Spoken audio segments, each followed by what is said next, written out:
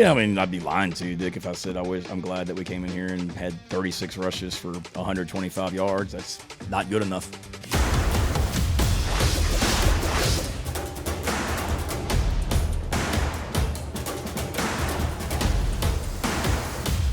Welcome onto the sideline, everybody. I'm Matt Dowell, joined alongside Jared Parker for another on-site podcast edition, and this time we are truly on the South Carolina sideline, here on the sideline of Williams-Brice Stadium, where it was the home opener for South Carolina football.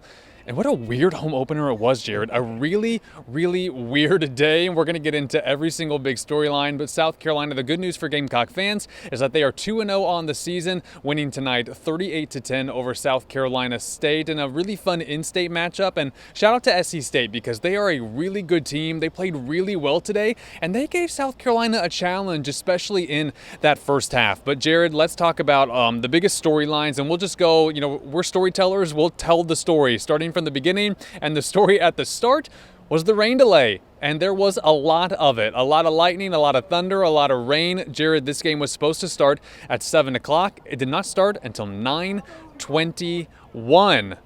It was a long wait for this one to get underway. Yeah, it looked like the fans were pumped and ready to go. I mean, when the rain started coming, the whole student section, they were hooting and hollering, but as the rain kept coming and then the lightning struck, the fans, you saw the energy level kind of die down, and it provided for a weird environment overall, although it was still a fun environment, but very weird. Yeah, I got to say, shout out to Gamecock Nation, because when this game did kick off at 9:21, it was a great atmosphere, and it actually was pretty full. I didn't know what to expect by the time the game kicked off, but I think the excitement surrounding this team, who's number 10 in the country this week, it was a great atmosphere. It was electric, but it was a weird opener. And I think it's okay to say that. I think everyone kind of felt that way going into this game. But it was a lengthy delay, almost 2.5 hours before this one got underway. But I'm glad that it got in. I didn't know. There was a point where everyone was saying, is it going to get delayed until Sunday? Is this game going to happen at all? What's going down?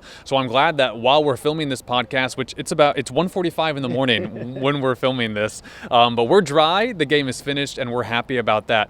But I gotta say, it was a long 2.5 hours, Jared. Long 2.5 hours. I'm eating some food, hanging out, and you get random thoughts during the rain delay. And I was sitting there wondering, all kinds of things about college football, storylines going through my brain. And one thing that I was thinking about watching the rain just come down on this place is that athletics in college is changing so fast. It's changing so quickly. The money is just getting bigger and bigger. Everyone's getting richer and richer. And I was thinking, watching the rain fall, watching the lightning fall, will we ever get to a place where college stadiums have roofs, the same way that we see all across pro football, all across pro sports? Will we ever get to a point where college football is going to start putting roofs on their stadiums? I don't know if you guys have an opinion on that. Do you think we'll ever reach that point to where weather delays will not be a problem anymore? And will these athletic departments be able to afford something like that? Because they are expensive, roofs, to put that on top. I don't know. Do you have any thoughts on that? Because again, that was my random thought of the day. I mean, the only couple of questions would be, I know so much about college football is the vibe, the aura, the energy, and I'm not sure how much fans would want that, but like you said, when it comes to the TV deals and the money, I don't know how much the fans' opinion would really matter in that sense. The only other question I'd have is, I know sometimes adding a roof can be challenging when it's an old building, and these are some college stadiums are very, very old. That's true. But I mean, if it keeps us from waiting 2.5 hours for a season opener, I guess I'm all for it. Anyway, that was my random thought of the day. So if you guys have any thoughts on will we ever have roofs on college stadiums, let us know in the comments, because, again, you think about a lot of things in 2.5 hours when you're waiting for a college football game to get underway. And the rain delay was so long, Jared, you never know how that's going to impact a team, if they're going to come out slow, or they're going to be more pumped up. And I did ask Shane Beamer after this game what the rain delay was like for them in the locker room and how they had to make sure that their players were staying focused going into a very late kickoff tonight. Yeah, it was a challenge. Thankfully, we literally had the same scenario in preseason practice on our second preseason scrimmage. We came over here and we got in the locker room. We were dressed. We were ready to go out for the scrimmage. And then it was an absolute monsoon and storm to where the field wasn't even playable. And then we had to go. We waited out the weather delay thinking that it was going to clear up, and we realized it wasn't going to clear up, and the field was messed up. So we ended up going back over to the indoor facility and having what I thought was definitely the best scrimmage, but one of the best practices we had all preseason camp. So that's what we told our guys in the locker room. I mean, I was coming in there periodically just to check on them, and they kept telling me, hey, man, go see if they want to go play in the indoor, meaning South Carolina State. I'm like, I'm about to that point, guys, because it's getting to be late and spelled when I go to bed. And but it was really just, they were good. It's hard. I mean, it's you don't know. I was sitting there, watching some other games, talking to our players, looking at my phone, just trying to get weather updates, and I wasn't sure we were going to be able to play anytime soon. And then they came in and said, we're rolling here in about 30 minutes. So that was great news to hear. But I thought the players did a good job of, staying engaged and staying ready, and they were certainly excited. Which is why we disappointed that we started a little bit slow, because they were certainly, excited. It wasn't like, oh man, here we go. It was, we can't wait to get out there. And we said, can y'all get dressed in 5 minutes? And they were like, yes, sir. And we went and rolled, and just wish we had started a little better. I think one thing that really stood out, we do the good, the bad, and the ugly during these reactions. The good, and I want to say the great, is Vicari Swain. Ooh. Holy moly, Jared. Holy moly. I mean, what is going on? This guy had a punt return touchdown last week in Atlanta against Virginia Tech. He did it again today, and then he did it again. He's had 3 punt return touchdowns in a game and a half. For context on that, the Gamecock football single season record is 3 punt return touchdowns in a single season, and that was set in 1971. Vicari Swain has done that in 2 games, and really in a game and a half. Jared, you got to be on the sideline for this entire game. You saw those returns up close and personal. I mean, crazy.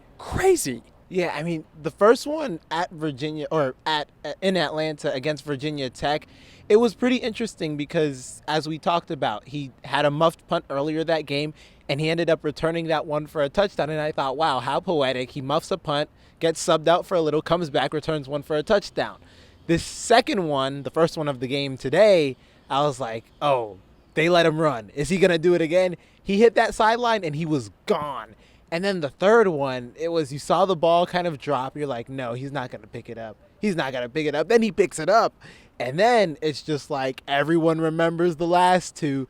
And it seems like with him, once he gets a few steps going, once you let him go, you can't stop him. You cannot let him have any space, because he will find the end zone if you give him even just a little bit of breathing room.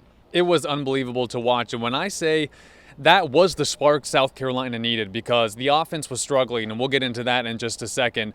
But that really did light a fire under this place, because, Jared, the excitement was really high at the start of this game with the fans.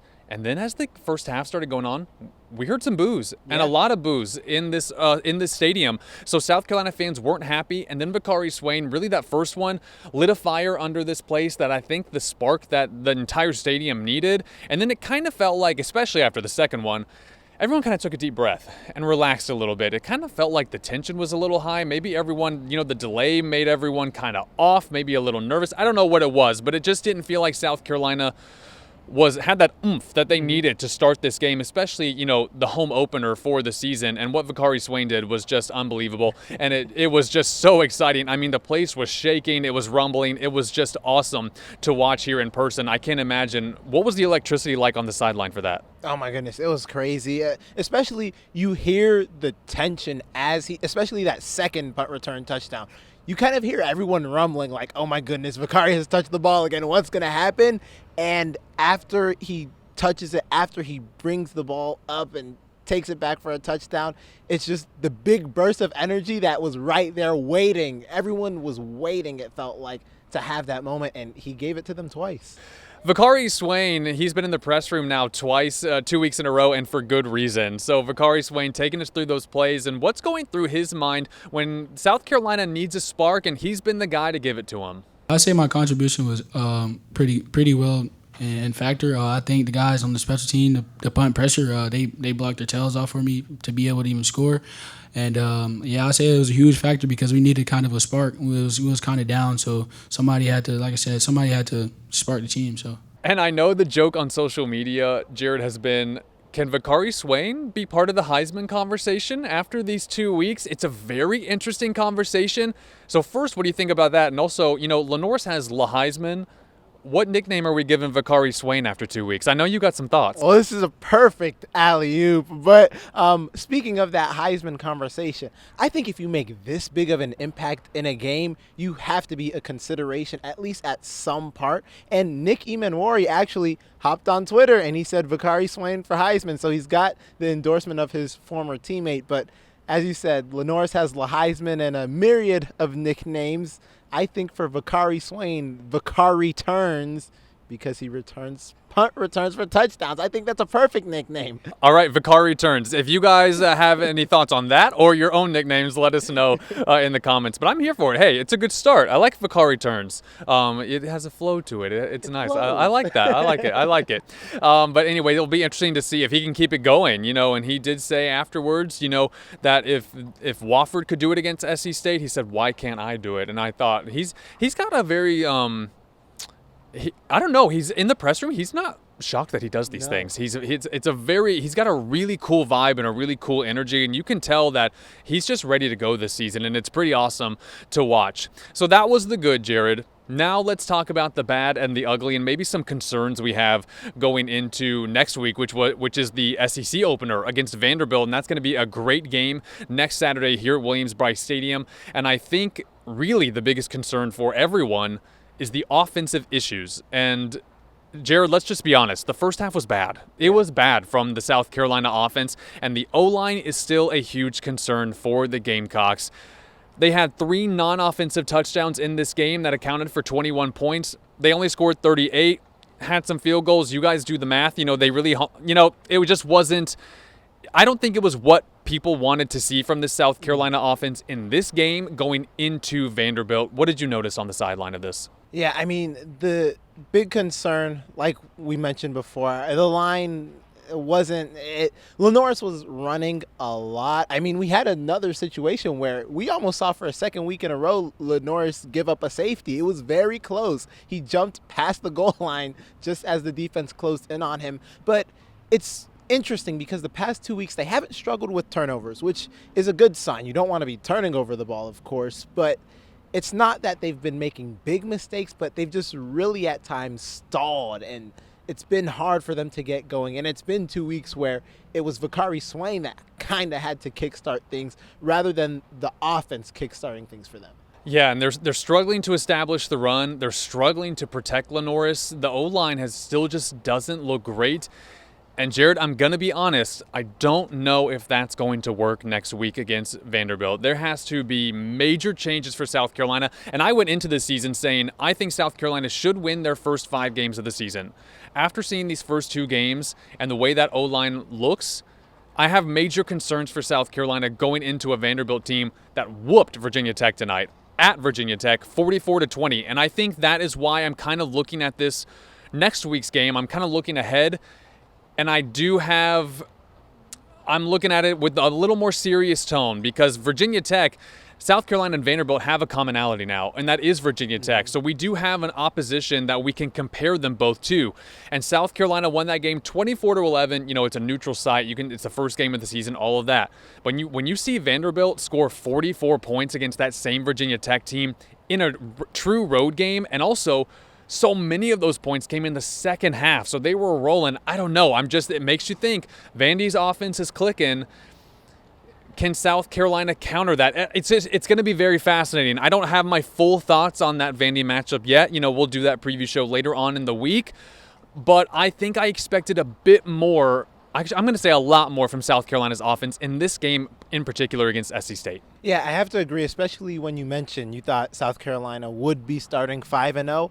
A lot of me was kind of waiting for that LSU game October 11th. I was really looking ahead, and after these couple of weeks, I'm like, maybe we've got to slow down a little because they do have Vanderbilt, Missouri, and Kentucky. And like you said, after Vandy's performance tonight, I cannot look past Vandy at all because that's not so much of a foregone conclusion as it maybe looked like 2 weeks ago. Yeah, it's going to be interesting. And again, we'll give our full thoughts on Vanderbilt. We'll do a full game preview on that coming up on Thursday. So, but that's just our initial reactions to this because, I don't know, my red flags are up for the Vandy game. And I think that game is now more of a concern for South Carolina than I initially thought. I'm going to speak for myself, than I initially thought a couple of weeks ago. But Shane Beamer talking about the offense, he was asked about it in the press room right after this game. And here's what Shane Beamer had to say about the struggles on offense in this game. It was good to get Shed in there. He wasn't with us in Atlanta last week. And, hard to say. There were some runs that looked like we maybe missed some reads on, but there were certainly some runs that we didn't block very well either, and gotta look at that and certainly be better. Yeah, I mean, I'd be lying to you, Dick, if I said I'm glad that we came in here and had 36 rushes for 125 yards. That's not good enough. And Jared, the other thing we should mention that we're going to have to see how this develops, and we'll get an update from Shane Beamer in his teleconference, which is on Sunday night, which is going to be after this podcast is posted. But he did say a lot of injury concerns, and that's not good either. And he did say the list is too long. He couldn't even name everybody in the press room. He said the list is too long to name, and he said, quote, "It's not good." So that is also a big concern going into your first SEC game of the season. It's a huge concern. I know we saw Vicari Swain on the sideline in street clothes. We don't know if he was getting a rest or if that was an injury concern. I saw Oscar Attaway run past me into the locker room, throw his gloves to a fan, and didn't come back out. So obviously that's another question mark because that was one of the few touchdown scorers on offense today, and now he's a question mark. So it's going to be concerning going into Vandy, and we've got to really see what it looks like before we make our true predictions, I think. Yeah, we'll definitely keep our eye out on those injury updates on what Shane Beamer tells us in that teleconference. Now let's go back to the good. We're going to wrap up our show today with our players of the game. We're going to do this after every single game for our instant reaction as things wrap up here at Williams-Brice Stadium. Yeah, they're taking care of the field behind us. They got to do their thing here at Willie B. It looks amazing, by the way. The field looks fantastic. But Jared, who's your player of the game? Well, I mean, last week I gave it to him after one punt return touchdown. He doubled it today. I've got to give it back to Vicari Swain. That man is a beast, taking 2 to the house, kickstarting the Gamecocks offense, responsible for the first 14 points, really, or you'll say 12. Give the kicker some love, but responsible for the first 2 touchdowns. That man, he keeps rolling. It's been awesome to watch. My player of the game, look, I'm going to opt out. I told you before, I was like, I got a surprise one. I'm actually going to give my player of the game to the cockpit, which is actually where we're filming this podcast episode. I'm going to give my player of the game to the students because if you guys weren't here and you didn't see what they were doing during that 2.5-hour rain delay, they stood in this cockpit getting drenched. I mean, drenched for 2.5 hours straight. They were cheering the team on. I mean, the energy never died in those 2.5 hours. So shout out to all the students who came out here, who were here before the game, stayed all the way through that 2.5-hour rain delay, and then stayed through the game. I know they were freezing. I know that they probably, were having a good time. And they were having a good time here at the game. But shout out to everybody that was in the cockpit tonight because it was one of the coolest ways to start the season. When everyone was running for the hills in the rain, they said, no, we're staying here. We're going to have a good time. It was really fun to watch and a really cool way to start the home opener here and the home season here at Williams-Brice Stadium. Jared, anything else you want to add about this game? Man, I am excited to see Vandy, but before we move on, SC State, I will say, you've got to give them some credit because through the first 3 halves of football, they did not allow a touchdown on defense. So I do want to give the Bulldogs a little bit of credit because Wofford didn't score on offense at all, and then South Carolina not until the second half. So who knows? Maybe South Carolina just went up against a really tough defense that hadn't allowed a touchdown all season yet. That's a good point because in our preview show, I said to everyone that obviously I thought South Carolina was going to win this game, but I said SC State is legit, and I won't be surprised if they're back in the Celebration Bowl later this season.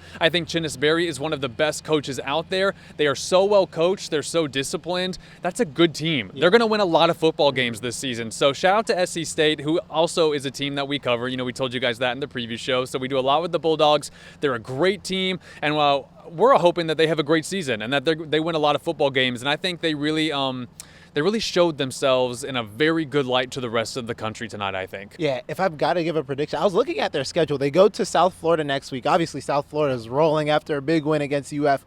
But after that, I don't see a loss on the Bulldogs' schedule. Yeah, we'll see what happens.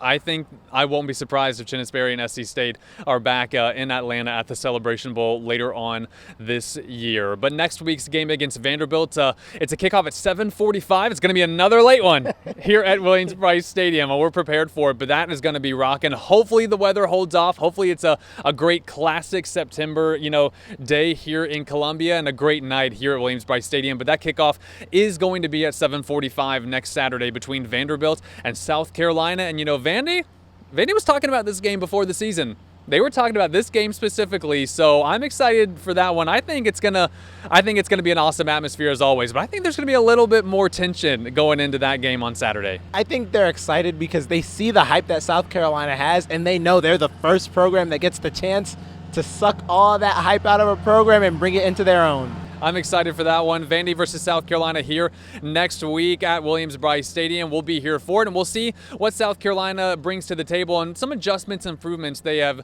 taken from this game and applied in next week. Thank you guys, as always, for watching. Thank you guys for listening, no matter where you guys are digesting our podcast. As always, make sure you like, subscribe. Give us your comments. What you guys like? What didn't you like? What are your biggest concerns? What are you happiest with? What, Heisman nickname should we give Vicari Swain? Tell us everything in the comments. Thanks for watching, everybody. Thanks for listening. He's Jared Parker. I'm Matt Dowell. We'll see you for Thursday. We'll see you on Thursday for our game preview of the Vanderbilt game right here on South Carolina Sideline.